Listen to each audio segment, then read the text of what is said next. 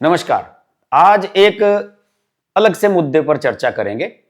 पिछले दिनों मैंने कुछ वीडियो बनाए तो उन वीडियोस के नीचे बहुत सारे लोगों के मैंने कमेंट्स देखे। खासतौर से हमने स्मृति मंधाना को जो लेकर के एक वीडियो बनाया, उनकी शादी पोस्टपोन्ड हो गई थी, क्रिकेटर हैं जानी मानी भारत की। उसके नीचे बहुत सारे लोगों ने लिखा कि हर्ष जी आपने तो बड़े महत्वपूर्ण विषय पर वीडियो बनाया और इससे तो बहुत सारे बच्चे एग्जाम क्लियर कर सकते हैं। उन्होंने एक तरह का कटाक्ष किया।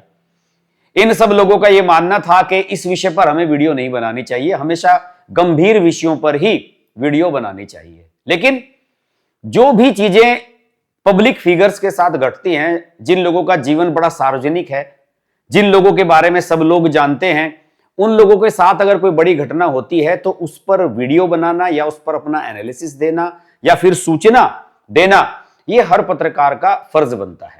और यही वजह है कि मैं जब भी कोई ऐसा विषय मिलता है तो उस पर वीडियो बनाने से पीछे नहीं हटता हूं मैं। इसलिए आज का वीडियो भी इसी को समर्पित कर रहा हूं।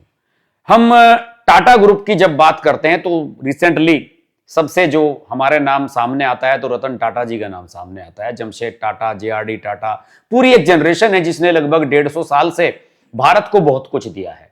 और मेरा मानना है कि टाटा ग्रुप हमेशा से एक ईमानदार ग्रुप रहा है जिसने हमेशा देश के लिए काम किया है।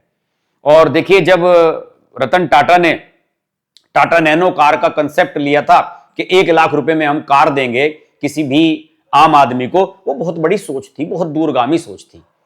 अलग वजह है, व्यावसायिक वजह है कि टाटा नैनो का प्रोजेक्ट जो है वो सफल नहीं हो पाया। लेकिन उसके पीछे आप सोच देखिए, कभी आप बताइए कि अंबानी या अडानी ने इस प्रकार की कोई सोच बनाई हो कि सब हम देश को कुछ दें या देश के लोगों को कुछ ऐसी चीज दें जो बहुत ही अफोर्डेबल और बहुत ही सस्ती हो। कभी किसी ने सोचा है? सब अपना पैसा कमाने में और धंधा चलाने में लगे रहते हैं। देश के लिए क्या कंट्रीब्यूशन आप करते हैं, ये सबसे महत्वपूर्ण बात है।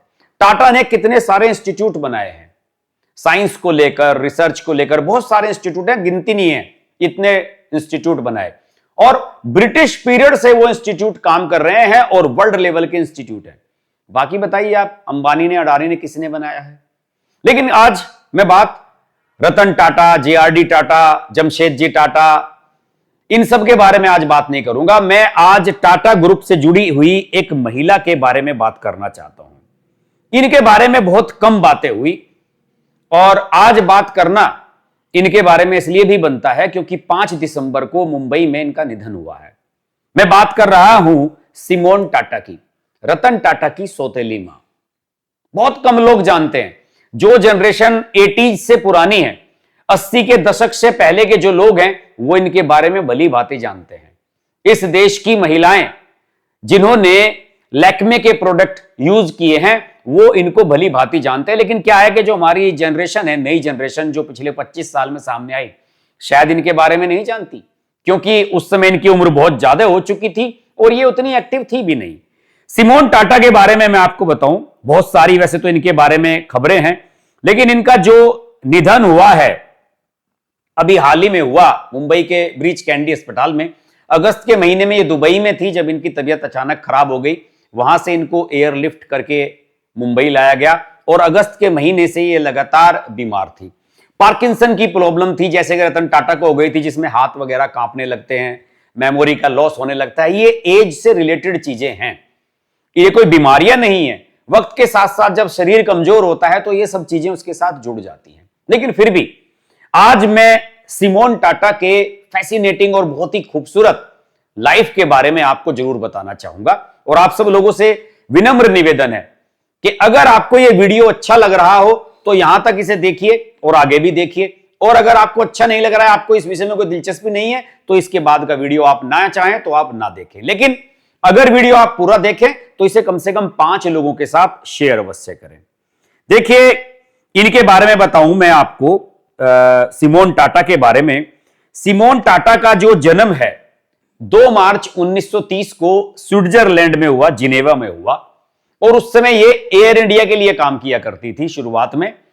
और बचपन में ये बताया जाता है कि एक बार इनकी मां ने इन्हें कुछ मेकअप का सामान दिया, उससे इन्होंने अपना मेकअप किया और देखा अपने आप को आईने में तो एकदम शक्ल बदल गई। तब से इनका कॉस्मेटिक्स को लेकर और सौंदर्य प्रसाधनों को लेकर के एक नजरिया अलग ही चेंज हो गया। एयर इंडिया के लिए काम कर रही थी ये उस समय, 1950s की बात है, 1953 की बात है, और एयर इंडिया उस समय टाटा के पास थी।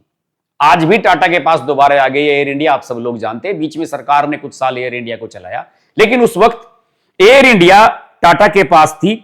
और 23 साल की उम्र में जिनेवा में एक अंतरराष्ट्रीय श्रम संगठन, वहां पर एक सम्मेलन हुआ था, ILO, वहां पर उनकी मुलाकात हुई थी नवल एच टाटा से। नवल एच टाटा रतन टाटा के फादर, और नवल एच टाटा के साथ वे टाटा सन्स के, नवल टाटा टाटा सन्स के प्रमुख डायरेक्टर थे और JRD टाटा के सहयोगी थे।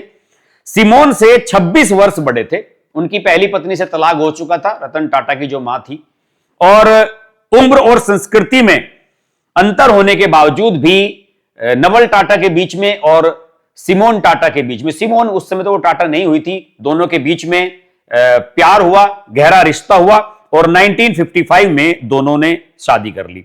विवाह के बाद सिमोन ने स्विट्जरलैंड छोड़ दिया और मुंबई में ही अपना घर बना लिया, और फिर उसके बाद एक, जिसे कहते हैं कि एक बड़े व्यापारिक घराने की, देश के बड़े व्यापारिक घराने की वो बहू बन गई। और 1957 में उनके बेटे नोएल टाटा का जन्म हुआ।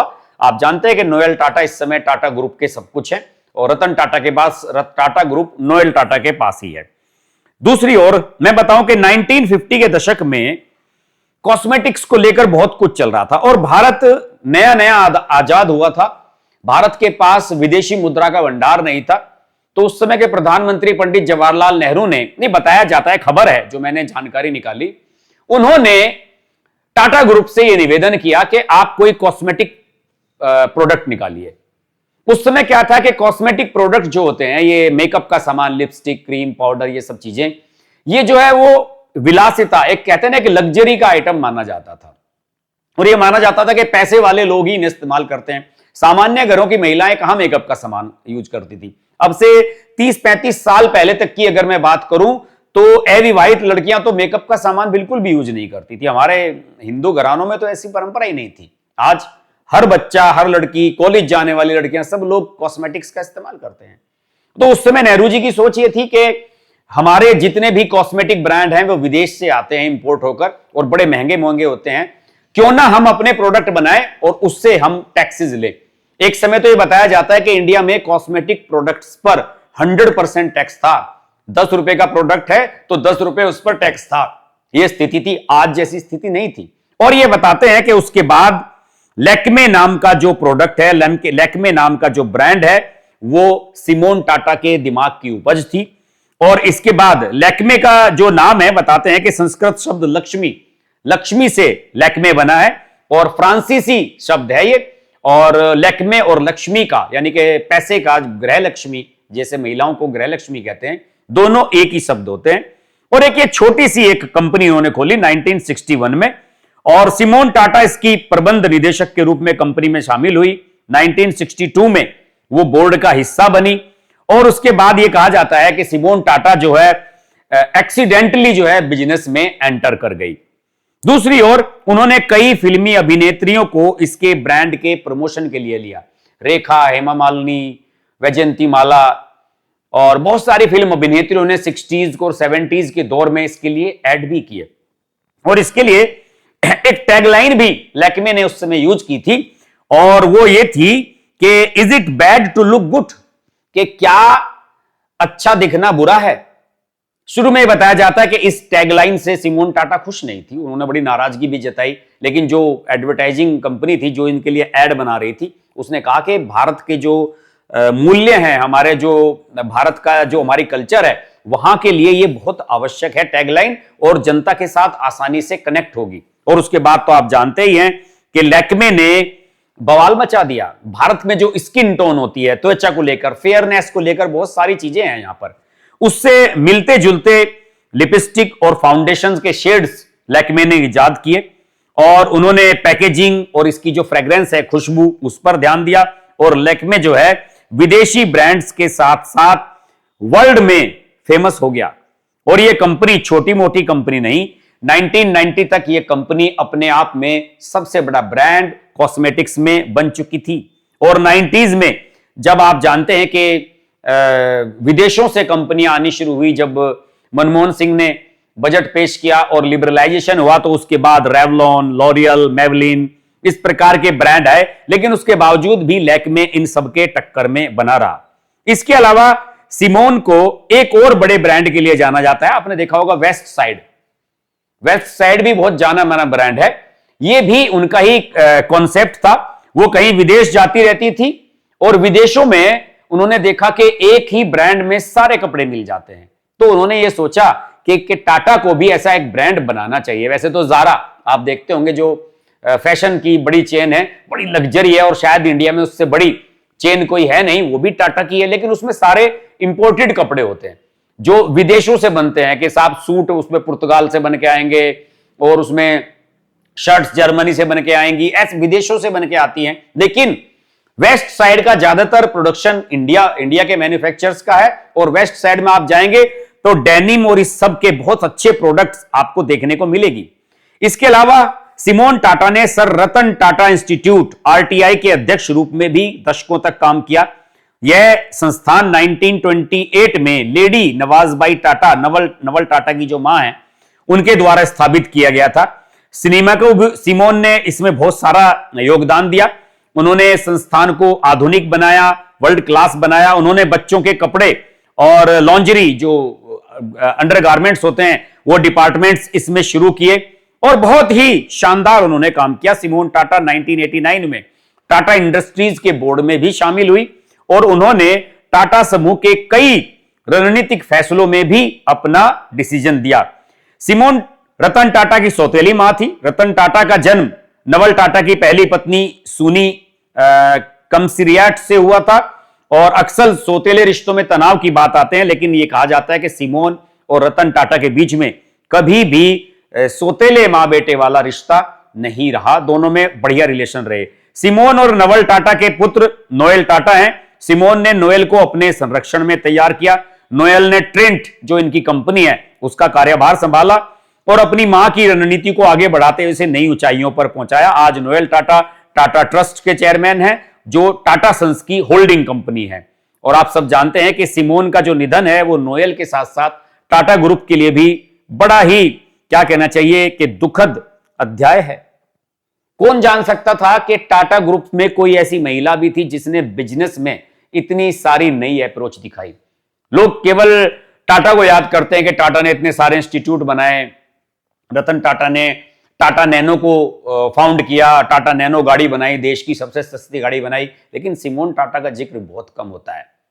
मुझे भी अभी हाल ही में उनके बारे में पता लगा, जब उनकी तबीयत खराब हुई उसके बाद मैंने सारी रिसर्च की और उनका भी निधन हो गया, तो उसके बाद निश्चित रूप से ये वीडियो तो बनता ही। तो ये वीडियो एक ट्रिब्यूट है सिमोन टाटा के लिए, जो स्विट्जरलैंड से आई, भारत की महिलाओं के बारे में सोचा, भारत की महिलाओं को खूबसूरत बनना सिखाया, मेकअप करना सिखाया, उन्हें इंस्पायर किया कि वो वर्ल्ड लेवल की कंपनियों के साथ कंपीट कर सकें। इसके लिए हम सिमोन टाटा को अपनी तरफ से श्रद्धांजलि देते हैं। और आप सब लोगों से, जैसे कि मैंने पहले भी निवेदन किया, ये वीडियो अगर आपको अच्छा लगे तो इसको कम से कम 5 लोगों के साथ शेयर अवश्य कीजिए।